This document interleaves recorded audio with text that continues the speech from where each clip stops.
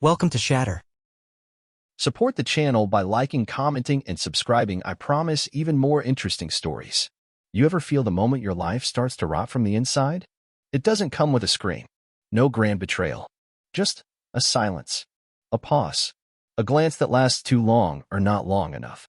That was me, Tuesday night, 9:17 p.m. She was curled up on the couch, phone in hand, eyes glued to the screen, not watching anything, just smiling, but not at me. I was standing in the hallway, sipping cold coffee from a chipped mug, watching her smile in that soft, private way people do when they think no one's watching. She didn't look up, didn't ask about my day, didn't even flinch when I walked past. I went into the kitchen and placed the mug in the sink. No clatter, no sound. I just stood there for a moment, staring at my reflection in the window. Not angry, not broken, just awake. It wasn't one thing. It never is. It was late meetings that didn't match her calendar. It was locked phone screens and sudden bathroom breaks with the device clutched like a lifeline. It was "I'm just tired," becoming her favorite phrase. And it was how my name no longer came with softness. So I didn't ask, didn't pry, didn't accuse. I observed. She thought I was distracted. She thought I was too stable to notice the drift. She mistook stillness for blindness. But I've learned something in life. Still waters aren't calm. They're patient. And patience is a weapon. So I started watching. Not with suspicion, with precision. Not like a husband afraid to lose his wife. Like a man calculating how much longer to let the poison spread before cutting out the infected limb. She came home 2 nights later, whispering into her phone in the driveway. I stood by the blinds, lights off. She thought she was alone. The way her voice shifted, softened, laughed in a tone I hadn't heard in months. That was the moment. She stepped inside, saw me in the kitchen, and flinched just slightly. Just enough. "Hey," she said, casual, unbothered. Like she hadn't been giving her best self to someone else seconds earlier. I nodded, didn't speak. Just watched her walk past me like I was a coat rack. She thought I was sleeping through the unraveling. She didn't know I'd already opened my eyes. Not to beg, not to fight, but to prepare. Because silence isn't weakness. It's strategy. And this was just the beginning. The first time she said his name, it slipped out like a joke. We were having dinner, nothing fancy. Leftover pasta, cheap wine, her scrolling while I chewed in silence. She was talking about some project at work, eyes on her phone, voice light. And Gavin said we should push the launch to next quarter. She didn't even look up. But I did. It wasn't the name. It was the way she said it. Too casual. Too easy. Like she was trying not to care how it sounded. I didn't ask who Gavin was. Didn't repeat the name. Didn't even blink. But I filed it away. Because there's something about instinct. It doesn't scream. It whispers. And if you're smart, you listen when it does. 2 nights later, we were in the living room. She was watching something on Netflix. I wasn't paying attention. And then, out of nowhere. Funny, Gavin used to say that exact same thing. I wasn't even sure what I had just said. But the way her voice landed on his name? That wasn't a work colleague anymore. That was nostalgia. That was familiarity. That was danger. Still, I didn't flinch. Didn't ask. Didn't show anything but mild curiosity. She thought I was checked out. She didn't realize I was already in the endgame. I was watching a fire start in slow motion and letting it burn. The next day, while she was in the shower, I checked our shared credit card statements. Nothing obvious. Until I noticed the pattern. A second Lyft ride on a Tuesday night. An unfamiliar restaurant bill for 2 on a Friday I was out of town. And a florist transaction, sent to a name that wasn't mine. She never liked flowers. Not for me, anyway. I took screenshots. I wasn't building a case to confront her. I was preparing for surgery. Clean. Quiet. Final. I started making a list. Change account passwords. Transfer savings to private account. Secure documentation. Contact lawyer. She still thought I was in the dark. Still thought I'd break if the truth hit me all at once. But that was her mistake. She thought strength was loud. She thought cold meant weak. She never imagined I could move in silence. She started staying late at work more often. Started calling me babe again like a reflex. Almost like she was trying to keep a floor from collapsing. But floors don't creak when they collapse from underneath. They just give out. I saw her phone light up one night. Notification preview. Looking forward to Thursday. Miss you. No name. Just a number. She reached for it fast, too fast. Said something about her boss being annoying. I smiled. I nodded. I didn't say a word. That's the thing about lies. You never need to expose them right away. You just let them multiply. Let the web stretch until it can't hold weight. She still kissed me on the cheek when she left for work. Still asked if I needed anything from the store. Still wore the mask. And I let her. Because the longer she thought I didn't know, the more confident she became. And confidence always leads to carelessness. I wasn't chasing truth anymore. I already had enough. Now, I was just waiting for her to hand me the knife. And trust me, she would. The first real crack came from her own blood. Not from her. Not from some mistake on her part. But from someone who had been watching from the sidelines longer than I had. It happened at a birthday party, her uncle's, I think. One of those family things she always dragged me to so she could show off her version of happy. I played the part, smiled, shook hands, told the same jokes I'd told for years. She wore red that day. Hair done. Lipstick perfect. Not for me, I knew that now. But for the mirror. For the mask. That's where I saw her cousin, Leah. She'd always been sharp, quieter than the others. A little cold, but not unkind. She caught my eye across the backyard. There was something different in her look, not judgment, not pity. It was something closer to guilt. Later, while my wife was in the kitchen laughing too loud, Leah walked up beside me near the patio. Didn't say hello, didn't smile. She just whispered, "You deserve to know." That was it. No context. No build-up. I didn't answer. Didn't react. She looked over her shoulder. Then leaned in. "They've been talking. Your name's coming up in conversations it doesn't belong in." I raised an eyebrow. Still said nothing. "It's not my place," she said. "But she's not who you think she is anymore." Then she walked off like she hadn't just lit the match. That night, I lay in bed next to my wife, her back to me as usual. I stared at the ceiling. Not because I was hurt. Because I was done collecting dots. Now it was time to start connecting them. Leah's words weren't news. They were confirmation. I wasn't paranoid. I wasn't imagining things. I was just the last to admit what everyone else already knew. So I acted. Quietly. Efficiently. The next morning, I created a second email account. Private. Untraceable. I contacted a lawyer. Didn't schedule anything yet. Just asked questions. Learned the terrain. I wasn't going to walk in blind. This wasn't about rage or revenge. This was chess. Later that week, I backed up our joint financial records. Every statement. Every transaction. I looked for patterns, new subscriptions, unusual spending, dinners at places I'd never been. Each line item was a breadcrumb. Each one told a story. Then I accessed our cloud storage. She thought I didn't know how to check metadata. Didn't know how to read photo geotags. She was wrong. One photo, supposedly from a girls' weekend, was tagged 3 cities away from where she said she was. A rooftop bar. And the timestamp? During the hours she claimed to be getting a massage. She lied. With ease. With practice. But none of this surprised me. Not anymore. What stayed with me wasn't the betrayal. It was the effortlessness.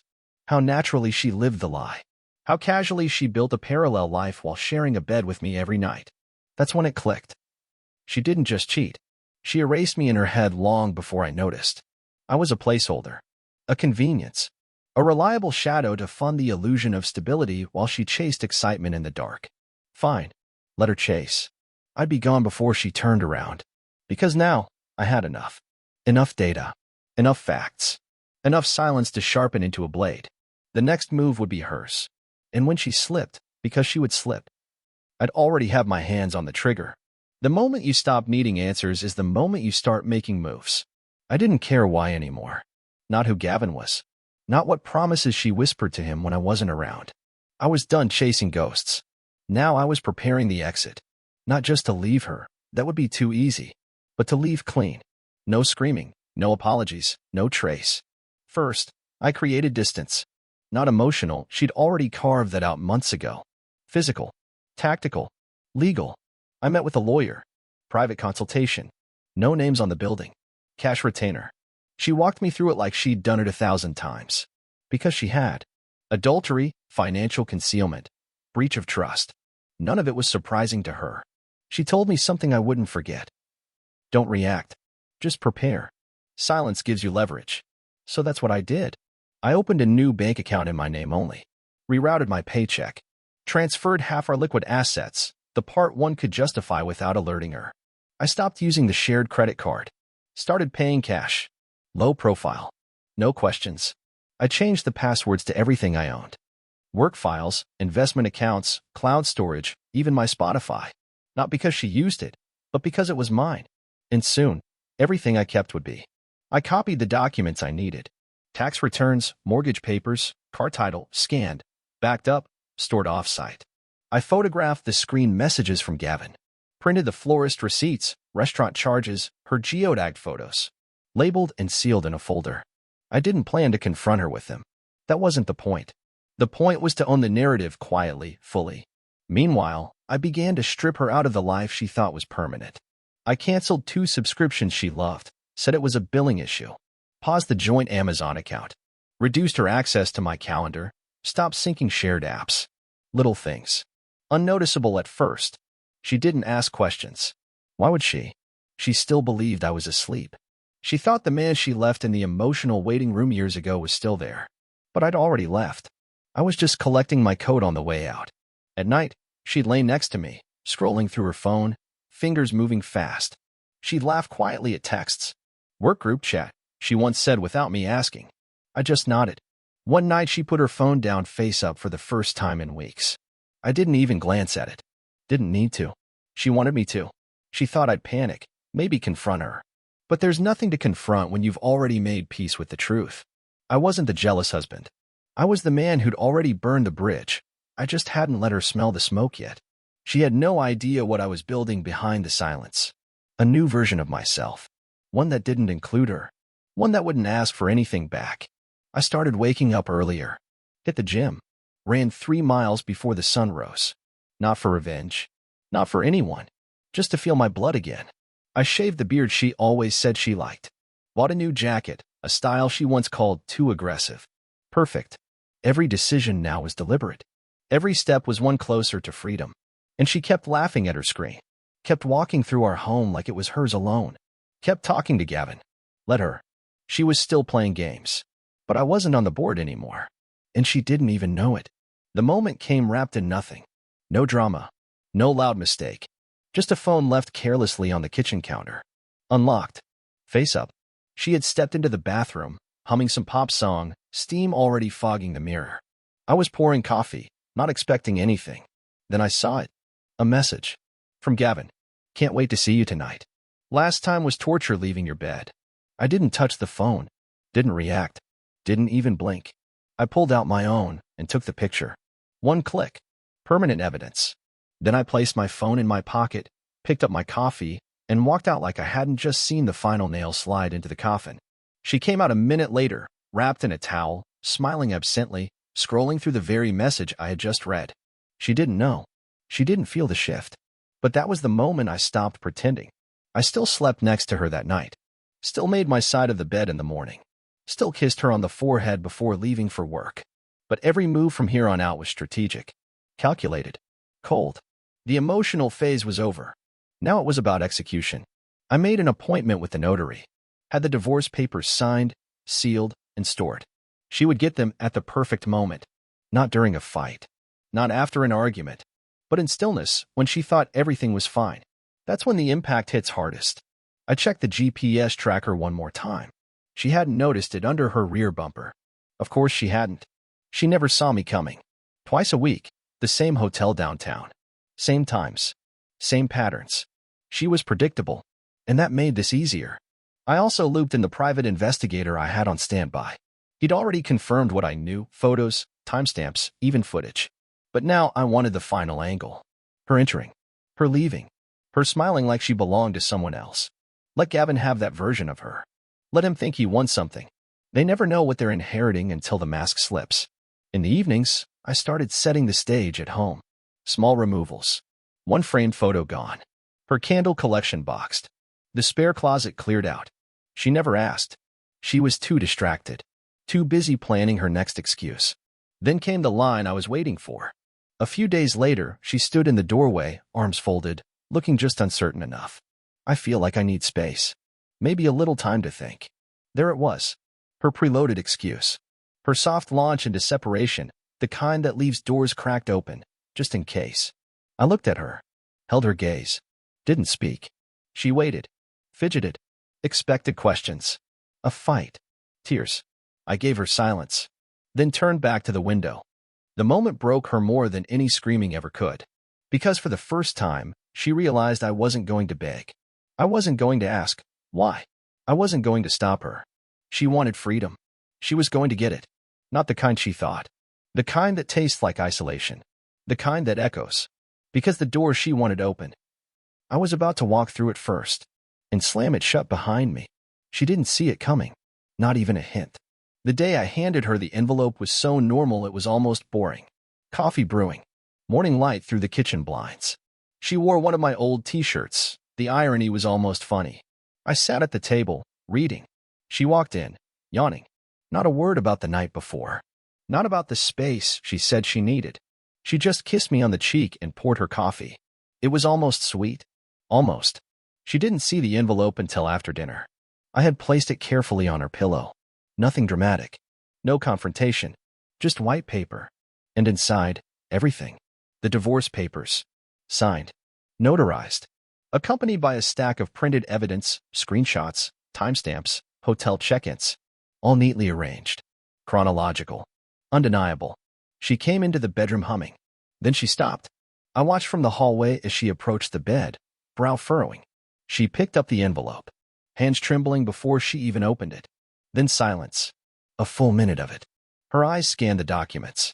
Her lips moved, but no sound came out. A pale hand pressed to her mouth. Then she looked up. I stepped in, stood by the door.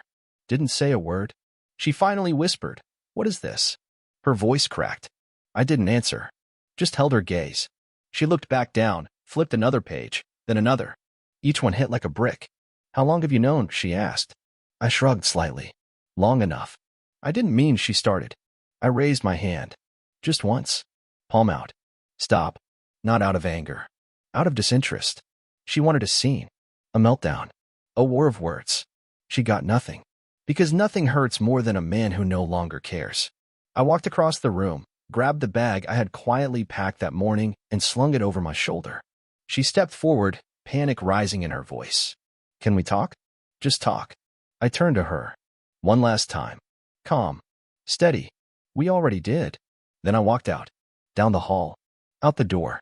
Left her with the envelope. With the silence. With herself. No yelling. No slamming. No goodbye. Because the cleanest cuts are the ones that bleed later. And by the time she felt it, I'd be long gone. The night I left, I didn't just walk out. I executed a plan I had been crafting for weeks. This wasn't a breakup. It was a clean extraction. No messages. No notes. No trace. She still lived in the same house the next morning. But everything inside had already changed. By sunrise, her access was gone. Joint bank accounts? Frozen. Credit cards? Canceled. Streaming services? Logged out. Cloud storage? Locked. She tried to use the Uber account later that afternoon. Denied. She tried to call me. Blocked. That's when the texts started. They came in waves. "Can we talk?" "You're overreacting. Please don't do this." I didn't reply. She had spoken loud and clear every time she texted Gavin behind my back. Every secret dinner. Every fake work trip. That was her language. Now I was fluent. The locks on the house? Changed. Her key was worthless. The security system? Reprogrammed. I hired a courier to deliver her belongings, what I hadn't already boxed. 2 suitcases. One labeled clothes. The other memories. Inside, her framed photos, her favorite candle, a sweatshirt she used to sleep in. No note. Just the silence she left me in for months, repackaged. She called my sister. My best friend. Even my boss. They all gave her the same answer. He doesn't want to talk. She posted something vague online, one of those healing and growing quotes. No one responded. Because the version of me she expected to return didn't exist anymore. I wasn't waiting in the wings. I wasn't standing by. I had deleted myself from her world. And the most brutal part? She still hadn't fully processed that. She still thought there'd be a talk. Some emotional reckoning. A teary, dramatic closure. But closure is a luxury. And she'd spent every drop of it on someone else. So I left her with silence. With systems she no longer had access to. With a digital trail that ended cold. She tried to email me once, through a burner account. Said she didn't expect me to forgive her, just to hear her. I archived it. Didn't even open it. Because my hearing ended the night she looked me in the eye and lied like it was nothing. This wasn't revenge. This was release. And she had no idea what to do with a man who refused to give her closure. Let Gavin offer that.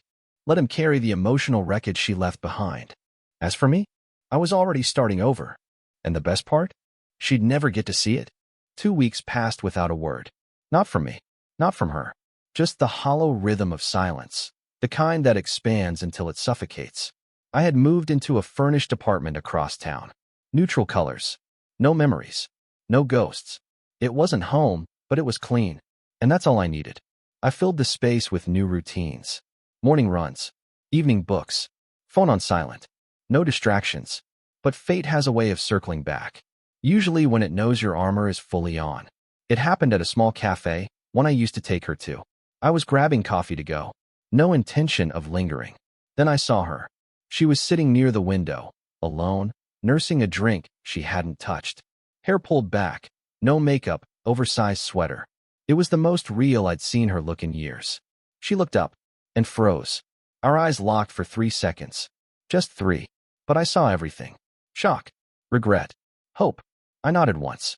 A calm, distant acknowledgement. Nothing more. She stood up slowly, took a hesitant step forward. Hey, she said. Soft, unsteady. I didn't stop walking. Just turned my body slightly, enough to avoid brushing against her. She reached out, not quite touching me, but trying to. I didn't think I'd see you again. I paused at the door, looked at her, really looked. The once confident woman who knew how to lie with a smile, now stood in front of me like a stranger looking for a version of herself she lost. I gave her nothing. Not anger. Not closure. Not even the satisfaction of pain. Just silence. Because by then, that was all I had left for her. She opened her mouth again. I didn't wait to hear it. I stepped into the sunlight, coffee in hand, and walked away. Not faster. Not slower. Just forward. Behind me, I could feel it. The moment her heart finally registered what her mind had refused to accept. That I was gone. Really gone. No open doors. No unread messages. No final talks. The man she had once ignored was now a man she'd never get another word from. She chose distance. She romanticized space. Now she could live in it. Alone. And me? I drank my coffee, took a long walk through streets she'd never visit again, and smiled. Not because it felt good, but because it felt done. It started with the small things. Mutual friends stopped responding to her. Family get-togethers happened without her. The invitations just stopped. No big announcement. No smear campaign.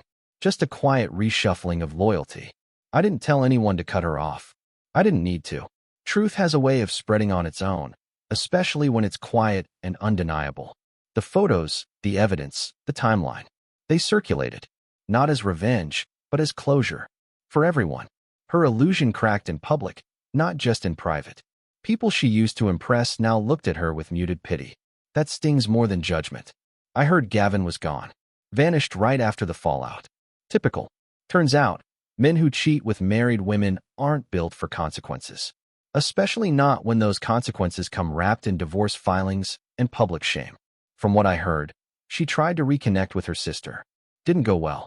Apparently, even blood draws lines. Meanwhile, I stayed quiet. Not hiding, just unavailable. Blocked numbers. No social media. No online presence for her to stalk or scroll through. She reached out through a mutual acquaintance once. Said she just wanted to talk. To explain. There's nothing to explain when the truth lives in screenshots. He told her what I told him. He's not interested. He's doing fine. And that's what really broke her. Not the end. Not the exposure. But the fact that I was okay. That I was better. Without her. I wasn't bitter. I wasn't broken. I was just gone. Replaced the apartment. Got a better job. Picked up photography again. Something I'd put down the year we got married because she called it a waste of time. Now I walked city streets alone, camera in hand, no schedule, no text to reply to. And for the first time in years, I saw things. Not filtered through obligation or resentment. Just real. Peace isn't loud. It doesn't announce itself. It settles in like dust, soft, unnoticed, until one day you realize you're breathing easier. She, on the other hand, was suffocating. I saw it in her eyes that day at the cafe. Saw it in the way she tried to recreate the version of me she once took for granted. But that version was dead. And the new me? He didn't entertain ghosts. Every day that passed, she faded further, and every breath I took felt lighter, because she thought silence was a void. But for me, it became space, and space became freedom. Her texts dried up. Eventually, the attempts to reach out stopped altogether. The echoes of who she used to be, of what we used to be, they stayed behind. But echoes don't build futures. They just remind you of what's gone. And I had no intention of going backward. The last message came exactly 3 months after I walked out. I saw it by accident, slipped through an old backup account I'd forgotten to disable. Her name, her words. Can we talk? Just once. I need to see you. There was no anger in it. No defense. No excuses. Just exhaustion. The kind that comes when everything you ran from catches up. I didn't open it. Didn't need to. The preview was enough. She still believed there was a door. A sliver of a chance. Some shadow of the man who used to wait, used to try, used to bend. But I wasn't that man anymore. She didn't just burn the bridge. She laughed while it burned. And now? She was calling out from the ashes. I blocked the account. Permanently. And then I did the last thing I had left to do. I let go. Completely. Deleted the photos. Every trace. Every folder. Gone. No more backups. No more digital ghosts. No more temptation to revisit a story that ended long before the final chapter. She thought the silence was temporary, that I was just hurting and needed time. What she never understood was that silence wasn't my reaction. It was my transformation. A few weeks later, I saw her again. By chance. A downtown bookstore, of all places. She saw me first. Eyes widened. Hesitation in every step. I was with someone. Not holding hands. Just laughing, easy, effortless. She stood frozen. Didn't interrupt. Didn't approach. But I felt her watching. That's when I turned. Met her eyes. And I smiled. Not cruel. Not victorious. Just calm. The smile of a man at peace. The kind of peace you only earn when you walk through hell and come out cleaner on the other side. She blinked fast. Looked down. And walked away. Didn't even make it to the door before her pace broke. Shoulders folded. Steps faltered. But I didn't chase. Didn't watch. Didn't wonder. Because there's nothing behind me worth turning for. She wanted space. She got the universe. She wanted freedom. She got solitude. She wanted control. She lost everything. And the final line? I didn't even say it to her. I whispered it to myself that night, watching the city lights flicker outside my window. You once said I'd get intimacy when you felt like it. Now you get silence. Forever. No echo. No reply. No comeback. Just peace. And me, finally, fully free. What would you have done in my place? If the story hit you, leave a like. And don't forget to subscribe. It only gets stronger from here.